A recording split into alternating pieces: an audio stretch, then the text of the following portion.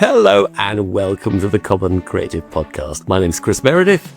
And my name's Paul Fairweather, and Chris and I are on a mission to open up the conversation about creativity in life and business through the lens of ideas, stories, and visual communication. And today, do we have a treat? We do. We have a guest, Karen Steenkamp, who works in a big business, one of the clients that I work with day to day. But behind the scenes, secretly, she's a talented artist. She would describe herself as a former artist, but we learned during the show that she's full of creativity, she's full of ideas about creativity and full of advice for creatives. So it's been a phenomenal show with somebody who I think she was a bit surprised to be invited as a guest, and we learned she was the perfect guest with ideas and advice about creativity in big businesses and creativity as a personal outlet for your emotions. Yeah, look, Chris, I'm envious of her job because, you know, I too, like you, we sit in half our brain of business and half the brain in creativity. She has she has gone for a niche and developed a niche where she is a creative director in a large corporation. And I think it's just absolutely fantastic what she does and how she describes her role and how she encourages and guides people. Look, it was entertaining, and it had great insights around the creative purpose. And I think that, you know, when we started this, it was all about creativity in business, and I think that she was a perfect guest anyway, but she would be the perfect guest if we're only talking about business because of her experience, the way that she has created this niche within large business. Yes, and her advice, I'm going to give the game away, but please listen to the end of the show, about importance of being brave and trusting yourself and going after what you want, and also trusting your gut, what's inside you, and trying to get that out there. I think it's a manual for anybody that wants to be more creative for today's show. Let's get her in. Karen Steenkamp, a huge welcome to the Common Creative Podcast. Thank you very much for having me. I'm so excited to join you today. It's great to have a fellow artist or even on the show, Karen. Now, Karen, you and I bonded, I think, in the middle of a business workshop, and you produced, as part of the kind of icebreaker exercise, some gorgeous artworks. I think they were pen drawings, and I was really struck by those. That's what led us here today. Tell us, I'd love to hear about your backstory. Give us a potted history of Karen Steenkamp. You've got 60 to 90 seconds. Thanks, Chris. So we did bond in the middle of a business meeting or a business taking, and thank you for the beautiful words about my artwork. I created those many, many years ago when I still had a lot more free time on my hands before I found my way into a corporate job and before I became a mum. But I started my career as a designer. I'm a creative by trade. I started as a designer, then became an art director and worked my way into creative direction because I found that I was really good at creative strategy as well. And a brilliant opportunity came my way, and in a moment of 10 seconds of courage, I grabbed that opportunity with both hands and started to look at the business side of things as well, creative operations and business shaping. And through just a series of, like I said, being brave and having the good fortune of wonderful opportunities coming my way, I've shaped my career from being a hands-on creative to running an in-house creative studio and having a dual hat where I work with marketing operations as well. And when you talk about that in-house creative studio, in the last years, that's been corporate. We're not talking about being an agency. So it's very much a sort of unusual situation, I imagine. Yes. I like to think it's a bit of an unusual skill set, or it's unique in that I worked my way up through being a hands-on creative and then being a creative director and then finding my way into putting the business hat on and really understanding what the business challenges are, and then operationally helping to shape the vision and the strategy that then helps the creative to solve the business problem at the end of the day. Karen, I think we should start to tell the listeners a little bit more about those artworks that I mentioned. Yeah. There were 2 or 3 of them, and I think they were beautifully detailed pen drawings. They're charcoal. Charcoal. Yes. Tell us more about them. I know it was a few years ago, but bring them to life for our listeners if you could. Sure. I'm very inspired by the human form and by emotion as well. So when something speaks to me, it's like I just can't leave it alone. So I'll chip away at it, and you're 100% correct. Like, those drawings are quite detailed and they do take me a long time to execute. They take me months at a time. The largest one I've done was an A0 size, and I think that took me about 6 months to execute. But it is inspired by feeling, and they're all of the human form in various poses, various shapes, various compositions. I am terrible at drawing out of my head, strangely. When I was younger, I didn't think I could draw at all because, you would try as a youngster, you tried to draw things from memory or from imagination, and it just never came together quite as beautifully. And then one day I remember paging through a magazine. I was probably about 10, and that's exactly it. It was a perfume ad at the time that grabbed me, and I was just like, oh, this is amazing. It's so beautiful. And I tried to sketch it, and then I realized that if I have visual reference, I can bring it to life, and then I can start adding my own little bits of imagination and creativity to it. And that's basically what those are. I have a series. I probably have about 12 or so that I've done over the years, but I have taken a bit of a break, like I said, in recent times, sadly. Two questions. First one is, are they online somewhere? Can we put a link to those? They are not. They are incredibly private at this time, but you might just inspire me to share. So Well, I might put... at some stage, we can put a link. Karen, let me just, because I would love it if... The other question that I had is, and I suppose this is very close to my heart, when we were chatting before we started recording, you mentioned that you haven't been paying a lot of attention to your hands-on art in the last couple of years, and I'm really interested in that personally because I'm an artist. I've recently come out as an artist. I repeat that, Chris, because you laugh. Anyway, but a lot of my friends go, when I tell them, they go, "But you've always been an artist." But art has always been second fiddle and to my life, and I've been an architect. I'm a little bit like you, business and creative. So I'm really interested in your sense of where you are in your career and your, on the corporate ladder, where you think it might go, or your sort of sense of that, because I think it's such a common thing where we put it for very different reasons. Absolutely. Put it down the chain. It doesn't have the total importance. So can you unpack that a little bit? Sure. Life does keep you busy, and life happens when you're making other plans, it seems, is always the theme. But I have this just belief, this innate just belief that I will get back to it, that I'm going to create myself a little studio when we move closer to the ocean and I can see it out a window.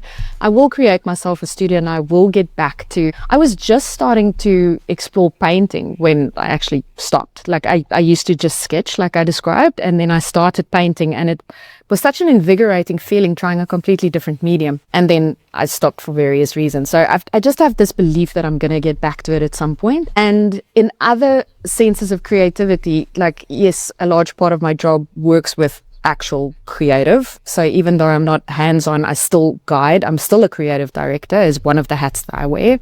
So I'm very deeply invested in creativity and how that comes to life through different mediums. And then I can mention that my husband and I have a hobby. We create AI music, which is pretty interesting and creative as well. His is very leading edge, very topical. Tell us more about that. Better than mine. He tends to create the instrumentals, like almost like techno, but then there's lots of like pianos and violins and like classical instruments coming through, and it's really beautiful. Like, I'm quite jealous of his talent, actually. I try to just do what inspires me. Like, I'm a metalhead, and I do a bit of hard rock and I do some metal, and then I try to find like African influences, if you can believe it. So I'm experimenting with bringing those things together, and it's harder than I imagined, but it's fun. It's a real fun thing to just give yourself the creative outlet. Karen, I want to dig a little bit more. You said your art, well, your drawn artworks, I'm not talking about the music, it isn't available online. You said it's very personal and so on. Tell me, I think it's a barrier a lot of creatives, a lot of people find, which is that it's one thing to create something, a drawing, piece of music, whatever. It's another to let the world see it, because I suppose it exposes you to judgment and why. And just to underline, you kindly showed those pictures at the business workshop, and they're spectacular. And yet still you've said, no, they're very personal. Tell me more about why they aren't more widely shared. Very interesting construct to ponder. I think you are 100% correct, Chris. It's deeply personal. Like I said, it's all fueled by emotion when I do create them. So they feel like they're part of me in a way. Like I'm deeply attached to them, and to show them to the world, while I do believe that they're good, and I thank you for the kind words that you've said about them, I do think that people would have kind things to say if they see them. It still feels very raw, and it feels like a risk to expose that level of rawness to the world. So I just wanted to unpack that a little bit because I think this is really interesting. You sort of started going there with it. Is it because it's personal, or is it a bit of fear, or is it both? It's probably both, if I think about it. Yeah.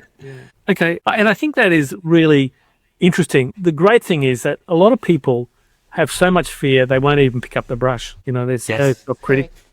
You know, I teach people how to paint a lemon in my workshops, watercolor lemon, because they get out of my tutelage, they get a lemon of a painting, not a painting of a lemon. I get a painting of a lemon, not a lemon. But I had, one lady, she's about my age, and she was so afraid to get the paintbrush because when she was 14, her art teacher told her, she was crap. And she hadn't picked a paintbrush in 50 odd years. And so, it's great that you've taken, at least you practice your art. I think it's very interesting. It's interesting to explore that. I find, in a way, it's an important step because I think paintings, pictures, drawings, photographs, they are all very personal. My own view is if you're able to take that step of sharing it with the world, it's a real statement of confidence. It's kind of like, this is me. It's very personal. I'm bearing my soul in a small way. And, it's kind of, it's a confidence booster, I think, but it takes the right moments. It takes the right frame of mind to allow people who inevitably are going to judge your work, or it's good, it's bad, or whatever. And I think where Paul and I come out, just for what it's worth, is you sort of get to the point where I really don't care what you think. It's me, one way or another. You're looking at me, the artist, and it's personal. I can't adjust what's inside me, but I'm just happy to share it. Anyway, we'll kind of love to hear. Now you overheard me chatting to Paul at the beginning of this show saying Karen's a career creative, and you've managed to build not just your personal life, but also your business career around creative, and particularly worked in big organizations, highly structured organizations. And they're the kind of places I believe that without realizing it, squish creativity. So what's it been like working in big companies as a creative director? It is certainly challenging at times, but it is all about perspective. When I first made the move going from agency side over into corporate, I read a book called The Beautiful Constraint, and it was the most powerful thing that I could have done for myself, because it is absolutely that mind shift of taking the constraints and seeing it as opportunities rather than constraints, rather as something that boxes and borders you in. It gives you a very strict framework to work within, but it also very clearly clarifies exactly what you can and should be doing. And you also still need to be brave. You need to ask questions and you need to push. You need to not give in is something that I found. You need to push for something that you believe in. Yes. I'm interested in about, we're talking about, how we appear in the world, or, people judge. Obviously, if you're an agency, a creative director, it's very easy to understand what you do and it's accepted. You're a creative director, you're an agency, people know what you do. Yep. Do you find that there's, pushback or a lack of understanding when you're in corporates, when people go, huh? Short answer, yes. A lot of the job to be done is education, exactly in that way. You have to bring your stakeholders along the journey with you. If you do that job correctly, it's half the battle won. So it's all about storytelling. It's all around creating the narrative of what it is that you're trying to achieve and why. And then you bring the tools on top. Then you bring the creative and how you're going to tell the story. But it's very powerful if you can, if I may go back to it again, start with the constraint, start with what it is that you're trying to solve, and then just bring your stakeholders on the journey alongside with you. And after the second or the third time, they start getting it and it starts getting easier. Tell us more about the constraint, because I think that one of the fears that people have around being creative is that it represents freedom. You can do anything, and therefore you don't know what to do. And you're beating the drum saying, no, there's a beauty in having a constraint that helps you as a creative. Why is that constraint helpful? I think it's very effective and it helps efficiency as well. When you have your brand guidelines, for instance, that you have to work within. But the magic and what the teams that I have run in the past find really stimulating is when you take that and you start envisioning how you can just tweak it and you can just push it. Like I keep saying, you have to push. You have to not accept the status quo. You need to not treat that brand guideline as a recipe that you need to follow. You need to treat it as a guide and then use your creativity to see where you can stretch and where you can shape and where you can push. And I use that word often because it is true. You need to not back down. You need to not take the probably first 3 no's that are going to come your way, and you need to strengthen your argument, and you need to push gently in a way that just opens up the opportunities and the possibilities at the end of the day. But it's all about not giving up. So you need to be a kind of subtle negotiator as well as a creative. You need to be a psychologist, how to get through. That's interesting. And very fluid. You have to be very fluid and go, because every stakeholder might have different arguments and different viewpoints as well. So you just need to learn how to be fluid. And I'm interested in that as well. You talked about the brand guide, being a guide, and as a guide, clearly in this role, you're also a guide. Mm-hmm. And at times, I'm assuming that you must have the desire just to get in there and fix it. Yes. Yeah. But to do your job as a director and a guide, walk us through that. How do you do that? It's a definite skill that you need to learn, especially like you rightly point out, when you've been a hands-on creative. I think it's completely different if you never had been. You might have come from a creative strategy background, or I think often when my counterparts who come from a writing background look at the art, they don't have that same compulsion to want to just go in the files and change things. But you have to train yourself. You have to train yourself to be patient. You have to train your communication skills. You have to train your people skills to be able to influence more strongly than that urge to just go in and change. And that happened, honestly, not too long ago in a setting that we had in my current environment, where I had to really grit my teeth, bite my tongue, walk away, go have a cup of coffee, come back and have the conversation again. And like I say, influence. It is absolutely, it works with the stakeholders, it works with the team. Tell me, Karen, you're in a position where people working in your team are developing creative ideas in response to a brief, and you're inevitably having to judge them. And one of the things about creative output is it's very subjective. So how do you judge creative output without just being, this is the word of Karen? Yes. Yeah, I don't like it. Exactly. It's not, I don't like it. Yeah. Exactly. It's very important to realize that your way is not the only way. That subjectivity is, like you hit the nail on the head there, Chris. It is an acceptance that just because you would have done something in a certain way or you experience it in a certain way does not make that gospel. And that is not someone else's reality. It is not their experience. So it is about opening yourself up to possibility and perspectives, I feel. And then just returning back to your brief and going, is my feeling of opposition rooted in the brief? Is it rooted in the business problem, or is it rooted in something more subjective? So you again have to kind of like train yourself to be able to discern that difference. And when it is subjective, then you have to give yourself a talking to and go, just abandon it, return to the brief, return to accepting other perspectives as real and valid as well. I'm interested, given, I'll sort of circle back to that discussion we're having about that everyone knows within an organisation, creative agency, what a creative director does. What are your KPIs when you're working in a corporate? Like, when do they go, well, we're not creative enough in here, you're not doing it? Like, what's your job description? Like, how do you know? Great question, Paul. Go justify yourself. Sadly, and so boringly, it is all rooted back to commercial outcome and commercial gain at the end of the day. So if the metrics lift, I've done my job correctly. If there's more brand recognition, if we generate more acquisition, if it's a specific campaign that has to generate sales or some other kind of uplift that is measurable, if that uplift occurs, I've done my job correctly. So, and therefore I say the context is so important. Understanding the business problem first and foremost, and then understanding who you're talking to solve that business problem. Will it resonate? What is their reality? What are their preferences? What is influencing them at the moment? I hope that answers your question, but absolutely is its business metrics. But it does open up an interesting thing, because you're currently you're not a professional artist. A lot of people who are professional artists really struggle because they don't have metrics. Correct.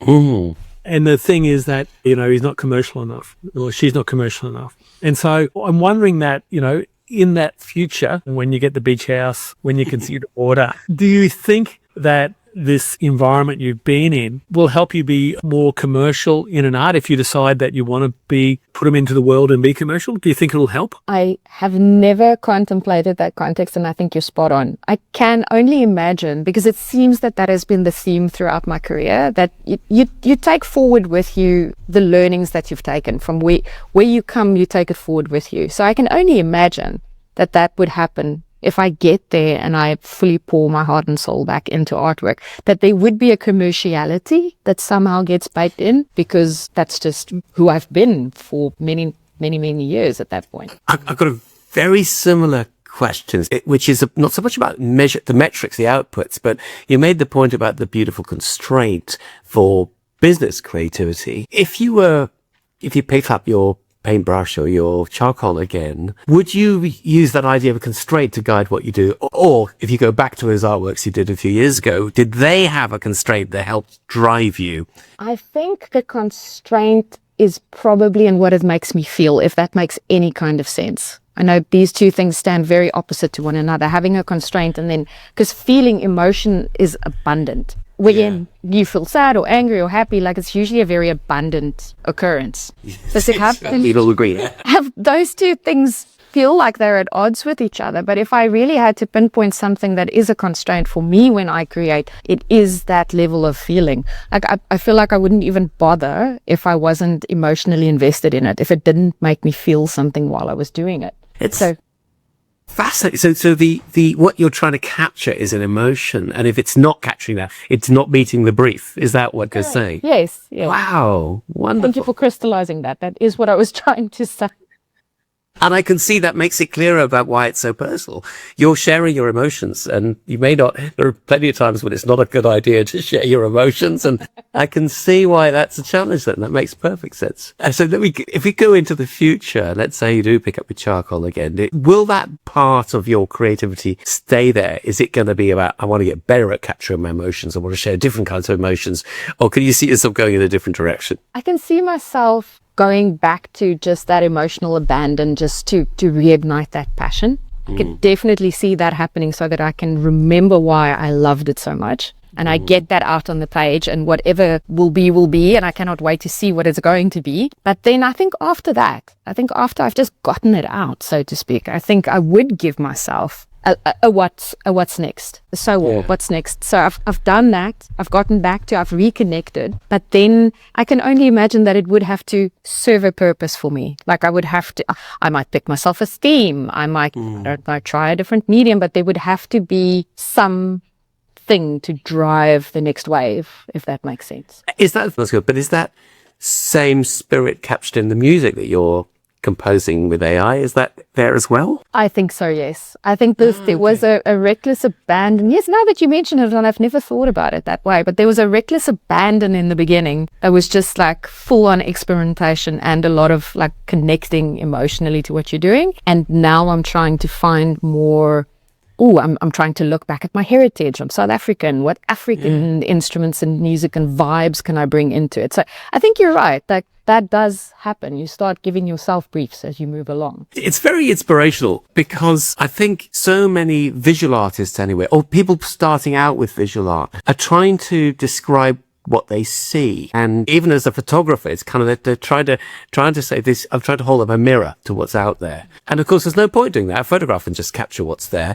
It's much more interesting to explore your interpretation of what you see, or indeed the emotion you're feeling in response. Much braver as well, I think. I think all the great songs are all about emotions. You know, it's kind of about love or hate or revenge, and they're not about kind of what actually happened. They're about what people feel. Yeah. About things. Yes, absolutely. Inspirational. Cupcake isn't inspiring. No. I think that I'm very interested to hear your future journey, because I'm imagining that you can relate to this, because you go to such great depth, so much time on detailed drawings, which we may or may not get to see. Is that when you're doing that, your mind is wandering, and you're thinking about other things and the next thing. And I'm sort of in the process, I've still run workshops, but my art is my primary thing. So I wake thinking about, the current painting that I'm working on, the painting I'm going to start today. But when I'm painting, I'm thinking about the next thing. And, it's great, but it means that you end up with this endless to-do list of, don't be mean in that way. So I imagine, and I said I'd love to, when you do finally, take that transition, to find out where it goes, because I suspect because you give so much concentration to it, that it will take you places where you never imagined where you might go. Hearing you describe it like that makes me look forward to it. That sounds amazing. Well, we've had a lot of neuroscientists on the show who talk about this mind wandering, but also about the three networks, sort of, the three networks, the default mode and executive control. And I find that drawing and doodling is a way to open up those networks, because you're creative. And I did a TED talk around doodling at TED, where I'm listening but I'm not aware of listening. I'm drawing, I'm not aware of drawing, but I'm doing both better than if I'd done either of them. So I think there is a thing there. It's for the future. We'd love at the end, we're getting towards the end. Chris, I don't know if you have another question, but the last 900, so there's no answer. you is some advice to people listening. Now, whether that is to people that, are struggling as creative in corporate, or people that are corporate, want to be more creative, whatever it might be, just some advice, or people that are in your similar role about how to do what you do successfully. Whatever. You can give us a couple if you like. You've got a couple. What a lovely question. Thank you so much. And I can talk to you all day. This is so much fun. It is. This resonates with me very deeply, and it's something that I have been contemplating myself over the past few weeks, because I am just contemplating different movements in my life as well. So I think two things. Trust your gut and be brave. Nothing is linear. Nothing has to be linear. It's all about what you want out of life in general, out of a career, out of a home life, out of your passions. What do you want? It's all about crystallizing where you see yourself and what really excites you. So it's that true gut passion. Trust that and let it guide you. And then secondly, be brave. We immigrated 3 years ago. I made the jump over from being a hands-on creative to being more strategic and going into a creative directorship role. And then I made the jump over into business and into more of an operational role. And those things don't come easily. You have to be brave. You have to spot the opportunity when it comes, and then trust yourself enough to just go, yes, I'll do it. I'll take it. Even if it scares you, 85% and there's only about 15% of you that believes you can do it, just go for it. Nothing is linear. It doesn't have to be. I can certainly empathize with those points, Karen. I feel like the moments in my life where I've backed myself, been a bit brave, it's always worked out if you know it's kind of what you want. I think there's a really good advice. Now, Karen, whilst you probably think I've been sitting here taking notes, and unlike you, I have no compunction to share my art. So here is my sketch of you. Oh, I love that. I absolutely love that call. Thank you for that. I'd love to have a copy of that. Would you send that to me? Thank you. Not a problem. So look, thank you for joining us on the show. Thanks for being a good subject. Thanks for having me. It has been, actually, Chris has been away, so I missed him last week and I had to do it solo. But it's just so fantastic, to have Chris back, and such a delightful guest to share, their insights around creativity, and for us to all have a bit of a giggle. Yes, exactly. Once again, I'm beaming from ear to ear through the fog of the jet lag that I've got. Karen, thank you so much for joining us. Thank you so much for having me. I really appreciate it. Oh, Chris, as always, my jaw is sore, not from talking, but from laughing so much and smiling. And I loved our kind of difference of opinion. I've seen Karen's gorgeous charcoal drawings, and so I want the world to enjoy them too. And I think it's great to hear you say, well, share them when you're ready, Karen. Maybe you're not ready. And I love that difference of opinion, and I think you raised a really good point about the role of creativity and the extent to which it's personal, the extent to which the world should share in it too. So, yeah, what a great show. Let audience know. Chris had said, can we share your images? And Chris said, we're encouraging you to share your images. And I said, no, I'm not encouraging you. And what I unpacked was that when you do share your images of the world, it changes the way you do work, because then you're actually thinking what the audience might think about it. So yes. I've encouraged Karen to only share when she's ready, because you lose a sort of innocence, I think. And so, and this goes for our listeners as well. If you are doing artwork, there's a great journey when you start sharing, but it comes with a cost. Yes. I have a solution, which is to try and keep in your mind that if you are creating something, don't worry about what the world will think. just remember that there's only one audience for it, and it's you yourself. So that's how you navigate that difficulty. Easy to say, but hard to do once you know that we're going to share it. Anyway, if you've enjoyed this, please hit the follow button. It's the best thing that you can do for us. It helps something apparently in the machine. And please give Karen 5 stars. Chris and I don't want any. We're not 0 for me. We're 0 stars. We don't care what the world thinks, remember? Exactly. But we want to encourage Karen. Please give her 5 stars. Give her a 5-star. Tell your friends if you don't mind about the show. We think we're doing great work in our own naive way to share the message about creativity. So please tell your friends about it. Perhaps they'll want to subscribe too. And join us, of course, for next week's show. We'll see you all very soon. See you then.